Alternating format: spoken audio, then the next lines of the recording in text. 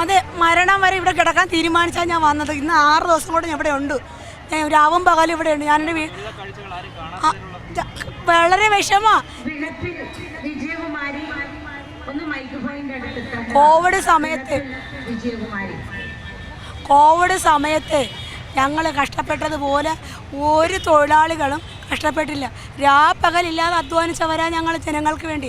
ആ ജനങ്ങളുടെ ഹൃദയത്തിൽ ഞങ്ങൾക്ക് സ്ഥാനമുണ്ട്. പക്ഷേ ഞങ്ങൾ പ്രവർത്തിച്ച ഈ കേരള സർക്കാരിന് സ്ഥാനമില്ല. കഴിഞ്ഞ 10 വർഷക്കാലം കൊണ്ട് ഈ സംസ്ഥാനം ഭരിക്കുന്ന ഒരു ഗവൺമെൻറ്റാണ്. അവർ പറയുന്നത് ഒരു തൊഴിലാളികളുടെ പ്രസ്ഥാനമാണ്. അവർ പാടത്ത് ജോലി എനിക്ക് വരമ്പത്ത് കൂലിയെന്ന് അധികാരം പറഞ്ഞ് മുദ്രാവാക്യങ്ങൾ വിളിച്ച് ഞങ്ങൾ കൊയ്യും വയലെല്ലാം ഞങ്ങളുടേതാകും പൈങ്കിളിയെ എന്ന് പറഞ്ഞ് പാടി വന്നവരാ ജനങ്ങളെ കണ്ണിൽ പൊടിയിട്ട് മണ്ണിട്ടും ഈ പാവപ്പെട്ട ആശമാരെ കഞ്ഞിൽ പാറ്റയിട്ടോ ജീവിക്കുന്നത്. എങ്ങനെ തോന്നുന്നു അവിടെ പണിയെടുക്കുന്നവർക്ക്? അതായത് വീണാമന്ത്രിയുടെ ശമ്പളത്തെക്കുറിച്ച് ഇന്ന് പറഞ്ഞത് 1 ലക്ഷത്തിൽ ചില്ലുവാനും പൈസ ഉണ്ടെന്ന്. അവരുടെ ഒരു ദിവസം അവർക്കുള്ള അലവൻസ് 7000. ഈ പാവപ്പെട്ട ആശയ്ക്ക് 1 മാസം അനുവദിച്ചിരിക്കുന്ന ഓണറേറിയമാണ് 7000. അതിന് വേണ്ടിയാണ് കഴിഞ്ഞ 3 മാസക്കാലം കൊണ്ട് ഞങ്ങൾ കണ്ണീരും കഷ്ടപ്പാടുമായിട്ട് ഇന്ന് 6 ദിവസം രാപ്പകൽ അത് കിട്ടാൻ ഇവിടെ വിഷമിച്ചിരിക്കുന്നത്. അവർക്ക് ടി ഉണ്ട്, ഇൻഷുറൻസ് ഉണ്ട്, മറ്റ് ആനുകൂല്യങ്ങളുണ്ട്. ഈ ഭരണസമിതിയിൽ നിന്ന് പുറത്തു പോയാൽ ആജീവാനന്ദം പെൻഷനുകളുണ്ട്, എല്ലാ ആനുകൂല്യങ്ങളും ഉണ്ട്. അതെ, വളരെ പ്രസക്തമായ ചോദ്യം തന്നെയാണ്. പിന്നെ എന്നെപ്പോലുള്ളവർ ആരെ സഹായിക്കാത്തവരാ. പിന്നെ ചിലരുടെ വീട്ടിൽ ഭർത്താക്കന്മാരും മക്കളും ഒക്കെ കൊണ്ടുവരണം. അവരും കൂലിപ്പണിയാണ്, അതിലങ്ങ് കഴിഞ്ഞു പോകുന്നു.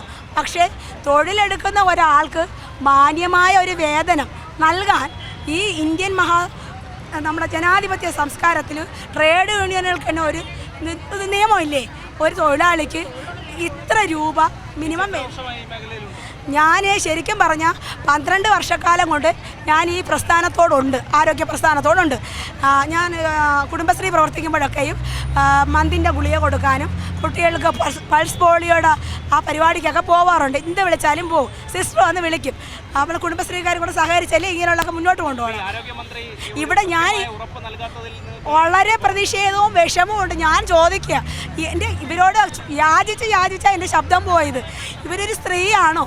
ഇവരമ്മയാണ്. ഈ കുഞ്ഞുങ്ങളെയും കൊണ്ട് ഞങ്ങളെ സെക്രട്ടേറിയറ്റ് പഠിക്കലിരുത്താൻ അനാവശ്യ സമരം എന്നാ മന്ത്രി പറഞ്ഞതാ.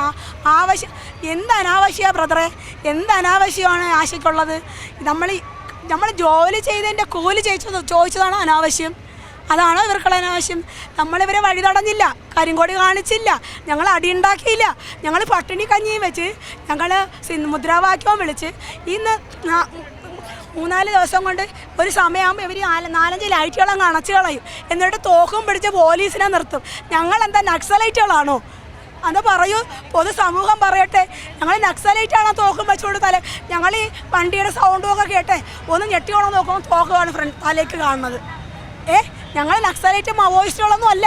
ഈ ആരോഗ്യ കേരളത്തിന് വേണ്ടി പണിയെടുത്ത് നടുവൊടിഞ്ഞ് യൗവനം പോയി സൗന്ദര്യം പോയി വാർദ്ധക്യത്തിലേക്ക് അടുക്കുന്നവരാ.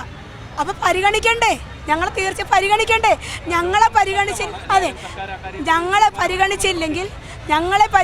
പിന്നെ ഏതൊരു തൊഴിലാളി അവർ പരിഗണിക്കും? എന്ത് മാനദണ്ഡത്തിൻ്റെ അടിസ്ഥാനത്തിൽ അവരെ പരിഗണിക്കും? കോവിഡ് കാലത്തെ ഈ മനുഷ്യന്മാർ എല്ലാം വാതിലുകൾ അടച്ചു ഇരുന്നപ്പോൾ ഒരു ഭയവും കൂടാതെ മടിയും കൂടാതെ ലോകത്ത് മുഴുവൻ ലക്ഷക്കണക്കിന് മനുഷ്യർ പിടഞ്ഞ് മരിച്ചുകൊണ്ടിരിക്കുമ്പോൾ ആ രോഗാണു എന്താണെന്നോ എന്ത് സംഭവിക്കുമെന്നോ. പുതിയ വാർത്തകളും വിശേഷങ്ങളും ഇനി വിരൽ തുമ്പിൽ. എല്ലാ ഡിജിറ്റൽ പ്ലാറ്റ്ഫോമുകളിലും ഇപ്പോൾ സീ മലയാളം ന്യൂസ് ലഭ്യം.